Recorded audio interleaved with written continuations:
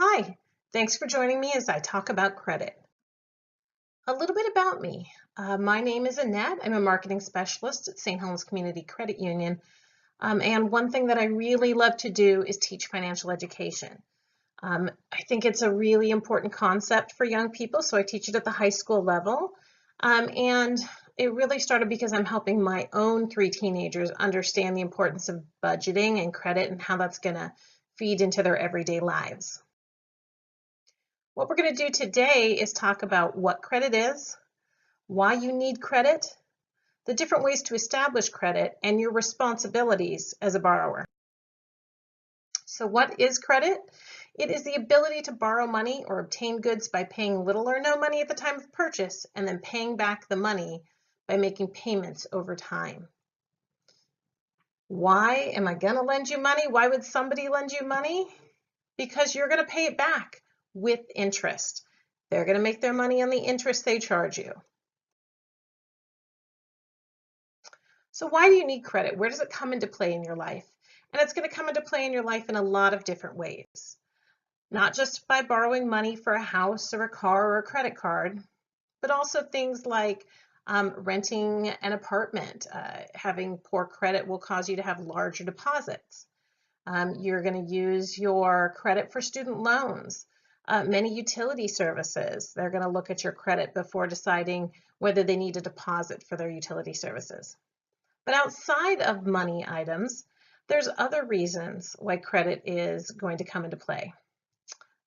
Things like your job. Many jobs in the financial services industry will check your credit, make sure that you've got good credit, that you can be trusted with their money.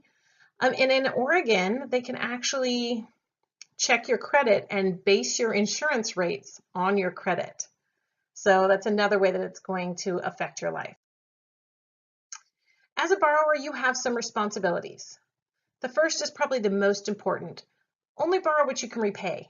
If you can't afford to repay it, you shouldn't be borrowing it. Read and understand the credit contract. This is what you're agreeing to. Do you know what you're agreeing to? How much is the interest? What are the fees? That's your responsibility to know. Pay your debts on time and monitor your credit. Monitor your cards. Monitor your credit. So if you don't have any credit yet, and you're wondering, wow, how should I establish credit? Here's a few different ways. First off, turn to a company that you already have a relationship with. If you already use a bank or a credit union, turn to them first. While they can't look at your account history for credit purposes, they can say, wow, they've been a member here for so long. I see that they have direct deposit. Here's where their money's coming from. They don't go negative in their bank account. And they can use some of those indicators to help decide whether to give you credit. You can ask somebody to be a cosigner. A cosigner is somebody who agrees to pay the debt if you don't pay it. You have to be very careful with this because that person, if you default on your loan, if it shows up negatively on your credit, it's going to show up negatively on their credit, and they really wouldn't appreciate that. You can get a secured credit card. That's an amount that you keep in your savings account that they put a hold on, and then they give you a credit card in the same amount. That way they know that you can't default on the loan. It's always a good first step. You can also get department store credit cards. They're typically easier to get, but the negatives with those are you can only use them at the one department store, and the interest rates are usually very high, like above 25%.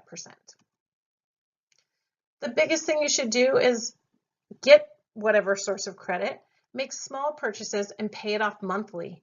Show that you're good at managing your credit, and that's how you're going to build your credit. Now keep in mind, your credit is reported to the credit bureaus, and you have a credit score, and everything that you do is reported to those credit bureaus. If your balance goes up, your balance goes down, on time or late, opening and closing, bankruptcies, any of those things will show up on your credit. Your credit score is the number that shows how much of a risk you are to lend money to. Excellent credit score of 850, not very many people have that, even those who are really good with their money. But very good credit, like a 7 or a 750, is going to get you really great interest rates anytime that you borrow money. It's really going to help you out in life. Whereas if you have a 500 credit score, you're likely not getting credit very often. or you're having to pay very high interest rates for that. So it's important you watch your credit score and do what you can to help it build. The higher that your score is, the less you're going to pay in interest. And in the end, this means more money in your pocket. And that's really what you want at the end of the day. Pay less in interest, keep more money for yourself. So I hope you understand a little bit more about credit, what credit is, how it works, why you need it, different ways of establishing credit, and what responsibilities you have as a borrower. Thanks for joining me.